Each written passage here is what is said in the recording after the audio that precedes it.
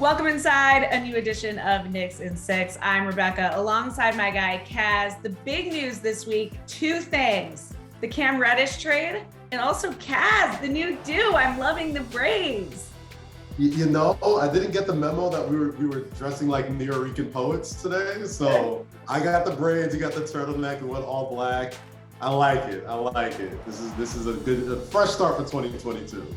Fresh start for 2022. The Knicks with a fresh new addition. Cam Reddish, welcome to New York. I think this trade is potentially very exciting. What do you think? I'm very excited for this trade. What the Knicks did is add another young, exciting piece to a roster with a lot of young, exciting pieces. I think now coming into New York, he's in a new situation with, I would say, better coaching.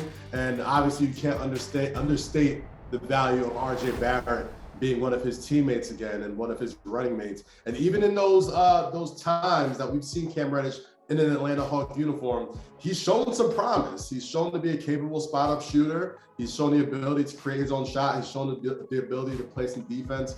And a lot of those young Paul George comparisons have had glimpses throughout the season. Now, can Thibodeau get that talent out of Cam Reddish? That remains to be seen, but I think a lot of Knicks fans have a lot of reasons to be excited to add this piece without necessarily giving up too much to get him. Yeah, well, and I think you made a lot of good points in there, but a couple of things that I will point out from what you said is that, first of all, nothing but love for Nate McMillan. I think he's a terrific coach. But I do think the point is that there has been a logjam at that wing position in Atlanta. So I don't think we know what Cam Reddish is capable of.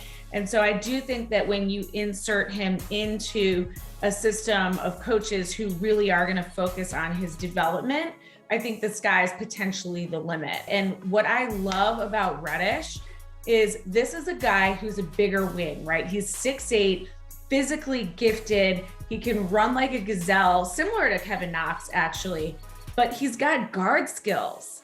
So he has the ability to also be another playmaker on the floor for the Knicks, which I think is really exciting. So when you put him in the lineup with a Quickly and a Toppin, this is a big guy who can run the floor now.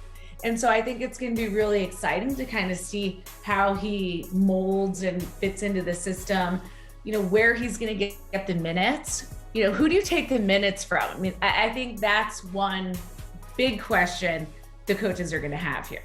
Yeah, I think it's a big question, but it's a fun question, right? Like, I think if you go back to the first Knicks in 6 that I did a few months ago, I was saying that the Knicks still need a 3-and-D wing. They still need a guy who can go and guard the elite wings of the NBA and a guy who can spot up from three, because I think what Julius Randle was really sorely lacking in the beginning of the season is somebody on that opposite corner that he can kick out to, that he knows can knock down a three-point shot. And I think Cam Reddish fits the bill if he gets that time.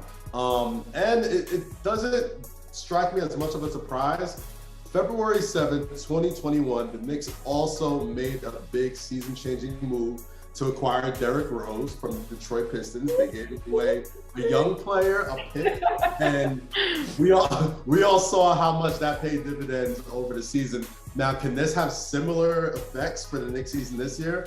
Well, there's certain similarities there. They were both 500 at the same time that they made this trade. And, you know, right now, Cam Reddish is looking to still really prove himself in this NBA. Yeah, and you know, I think the other thing that has to be stated here is I think he's got the potential to really get ingrained in this team really quickly, because, you know, when you see the grind of the NBA season, it's really hard. And now you've got a player who's coming in, he doesn't know a lot of guys, new city, trying to figure it all out. But when he's walking into a position where he's got his buddy, RJ Barrett, who is his teammate at Duke, here to show him the ropes, there's that immediate connection and that just automatic sort of welcome home feeling that he's going to have playing on the floor with RJ. And let's be honest, RJ Barrett's such a huge part of what the Knicks do.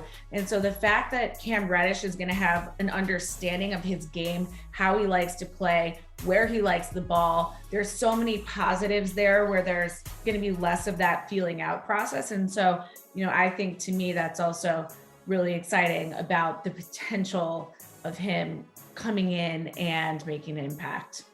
The Brotherhood's on Broadway, Rebecca. The Duke Brotherhood is on Broadway. And I'm gonna, as a fan of basketball, you just love to see. You love to see college reunions. And a lot of those things could really spell some great things for a guy like Cam Reddish, who has all the talent in the world and now has the spotlight and the opportunity to really, really show it.